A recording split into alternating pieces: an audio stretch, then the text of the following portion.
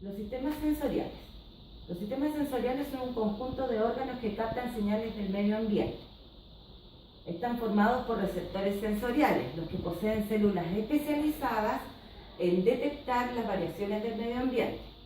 Para ello, cuentan con estímulos. Estos estímulos son cambios que superan el umbral y tienen una intensidad, una localización y una duración. Estos actúan sobre los campos receptores, llegan a los órganos sensoriales receptores como la visión, la cual nos informan sobre el color, la forma, las distancias, los movimientos y las posiciones de los objetos. Luego, la audición nos capta y ubica las ondas sonoras. Posteriormente tenemos el olfato, que a través de identificar, con ellos podemos identificar las personas a través del olor. También existe el gusto, donde identifica y seleccionamos alimentos. Y el tacto, que es uno de los, se podría decir que es uno de los más importantes, porque puede reemplazar aisladamente a otro sentido a través de la identificación de tamaño, de forma, temperatura, presión y dolor.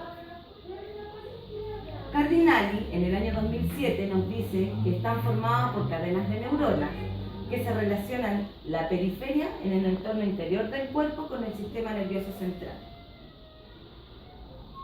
Partamos por la visión. La visión, a través de los ojos, nosotros podemos, que funcionan en conjunto para calcular distancias y tamaños de objetos. Colaboran con el cerebro, músculo y nervios para crear imágenes y mensajes visuales. Se adaptan a la oscuridad y a la luz. Para ello cuentan con los conos, que están encargados de la definición espacial y el color, y con los bastoncitos, que están encargados de la visión nocturna. Cuando existen muchos estímulos visuales, corremos el riesgo de que el alumno no se concentre en lo que realmente importa. Por lo tanto, no hay un aprendizaje funcional, siendo este un mensaje erróneo. Por eso,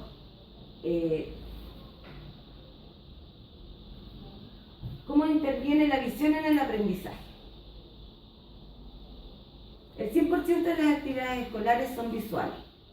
Los músculos de los ojos funcionan simultáneamente y cuando esto no pase, produce una doble visión y también perjudica en cuanto al tamaño y la distancia. Roca, en 1983, nos menciona factores importantes que afectan la percepción visual, como por ejemplo el ambiente físico, el estado de los órganos receptores reactivos, el medio social y por último, las condiciones ambientales deben ser favorables. Al tener alguna disfunción en el órgano de la visión nos encontramos con que hay dificultades para leer y escribir y reconocer símbolos gráficos, entre otros. Dificultades cuando hay excesivos estímulos visuales. La detección temprana de las dificultades visuales por parte de educadores y de familia es un factor súper importante, ya que estos habitualmente son genéticamente, vienen los niños con este problema. Por lo tanto, si el educador o la familia detecta este problema, no va a haber un fracaso en el aprendizaje posterior cuando estén reconociendo letras, formas, que son lo básico para poder aprender el aprendizaje de la lectura y la escritura. Por otro lado, también tenemos la fatiga, que es una de las disfunciones también que encontramos. El rol importante en el aprendizaje, aunque haya un estímulo visual, aunque sea muy motivante este estímulo visual, y un niño posee una fatiga, como por ejemplo no durmió bien o no tomó desayuno, este aprendizaje no va a ser significativo, ya que él va a estar ante cualquier estímulo, él se va a distraer. Por otro lado, tenemos las aulas con buena luminosidad. Esto es súper importante. Esto mantiene la calidad del aprendizaje a través de la visión. Si un aula está con una luminosidad disminuida, el menor no va a tener la percepción de lo que la profesora está en ese minuto enseñando. Por otro lado, tenemos también los ruidos ambientales. Los ruidos ambientales hacen que pierda totalmente la atención en la percepción visual y por consiguiente la concentración. Y por último nos encontramos con niños que tienen dificultades para aprender. Ahora pasamos a la audición, ¿ya? La audición a través de los oídos nosotros podemos escuchar. El sistema auditivo tiene una capacidad selectiva. Por ejemplo, es capaz de discriminar la voz de una persona entre una multitud de gente, ¿ya? Capta un susurro desde el más mínimo hasta el más estridente. Por otro lado, es capaz de localizar la fuente sonora, analiza la fuente sonora, las compara con las almacenadas en la memoria auditiva y discrimina el sonido, por ejemplo, de una flauta o de un violín, ¿ya? Y por último, y lo más importante, es que nos permite mantener el equilibrio. Por lo tanto, el oído actúa como un amplificador, un filtro, un atenuador, un mediador de frecuencia y sistema de comunicación con varios canales. Recibe las ondas sonoras como mencionábamos anteriormente y sin audición obviamente no hay percepción. ¿Cuáles son los factores que influyen en el aprendizaje a través de la audición? Cuando hay una disfunción repercute en el desarrollo del lenguaje y por lo tanto de la atención. Podemos encontrar la hiperacusia, que es la hipersensibilidad al oído que se escucha por sobre el rango de la normalidad. Ejemplo, hay niños, especialmente podemos mencionar los niños que tienen un trastorno del desarrollo o niños autistas, que hay ruidos que para lo mejor para uno puede ser muy, no puede molestar, pero para este tipo de niños, como tienen tan desarrollada esa hiperacusia, les molesta. Por lo tanto, si uno quisiera hacer una clase con una música ambiental, ese niño no va a tener un aprendizaje significativo porque él va a estar pendiente de ese sonido que es molesto para él y no en lo que realmente el profesor le quiere decir. Por otro lado tenemos la hipoacusia, que es la disminución de la sensibilidad auditiva. Causa dificultad del habla y del lenguaje, provocando bajo rendimiento escolar. Y trae consigo el retraso del lenguaje, puede traer consigo el retraso psicomotor y alteraciones de conducta. Pasamos ahora al gusto y el olfato. En el gusto cuenta con quimioreceptores que se estimulan hasta detectar sustancias químicas disueltas en la saliva. Los sabores que podemos encontrar a través de las papilas gustativas pueden ser sabores dulces, agrios, amargos, salados y cárnicos. En cuanto al olfato, este detecta el olor y lo transduce. Está constituida por células sensitivas especializadas en captar las sustancias del aire. Los olores modifican el comportamiento y funciones corporales. Miguel Soler, en 1999, dice que no se puede realizar una clasificación de sensaciones olfativas, ya que está sujeto a subjetividad.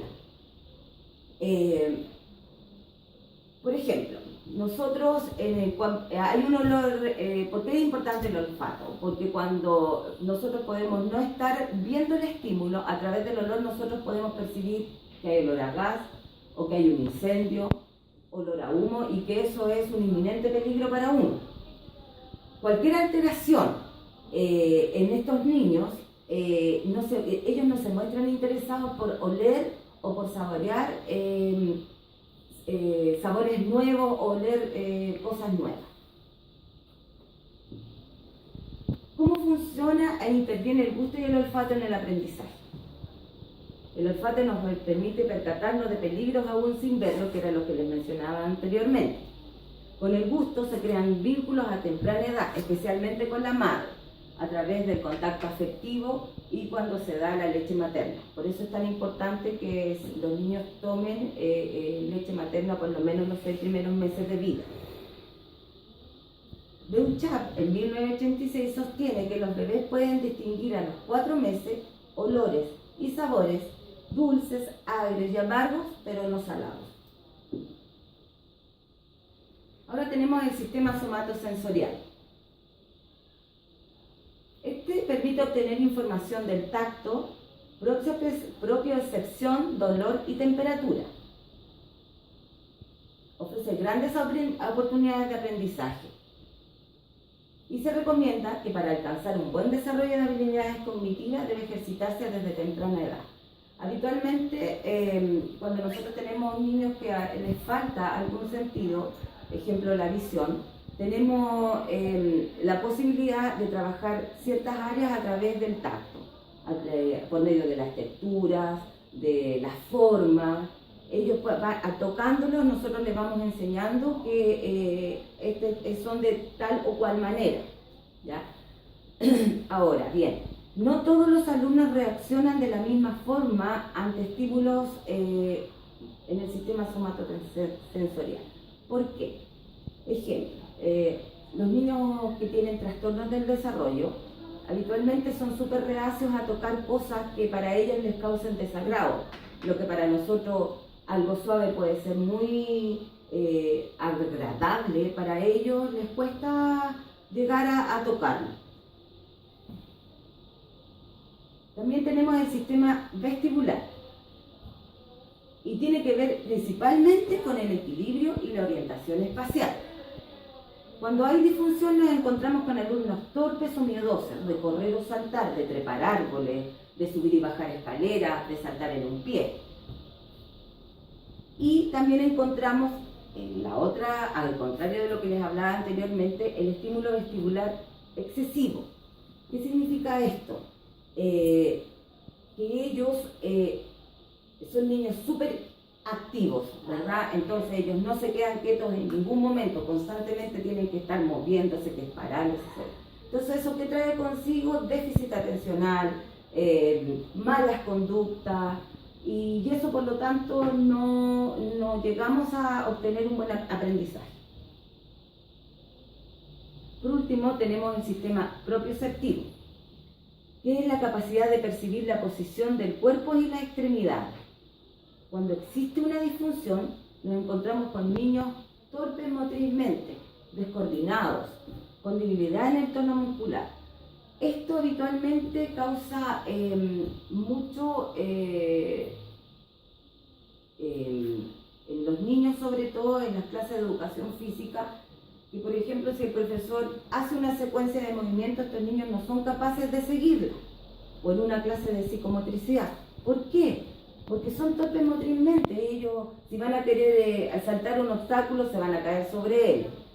Si quieren agarrar el lápiz, de repente lo agarran muy débilmente, como hablábamos anteriormente, por lo tanto su grafomotricidad no va a ser la correcta, o en su efecto también tenemos todo lo contrario, que cargan excesivamente el lápiz, y eso también dificulta en el minuto en que ellos deban estudiar alguna asignatura para poder presentarlo en una prueba.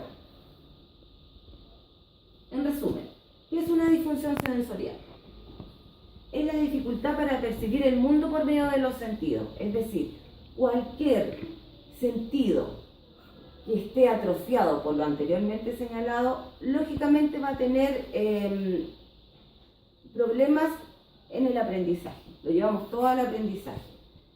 El niño interpreta la información según cómo la recibe su sentido. O sea, si a mí me dificulta tocar algo, lógicamente el niño, su aprendizaje no va a ser precisamente por esa vía, va a lo mejor desarrollar otras vías, pero va a ir dejando atrás siempre un estímulo afuera, un órgano de los sentidos afuera. Por lo tanto, no va a haber una integración sensorial, que es lo ideal para que el aprendizaje sea efectivo. Cuando los sentidos no funcionan de manera correcta, el niño recibe la información de manera alterada, ya que no puede manejar los estímulos que provienen del exterior, que llegan a su cerebro, y por lo tanto, la respuesta a nivel de conducta o aprendizaje también será anómala.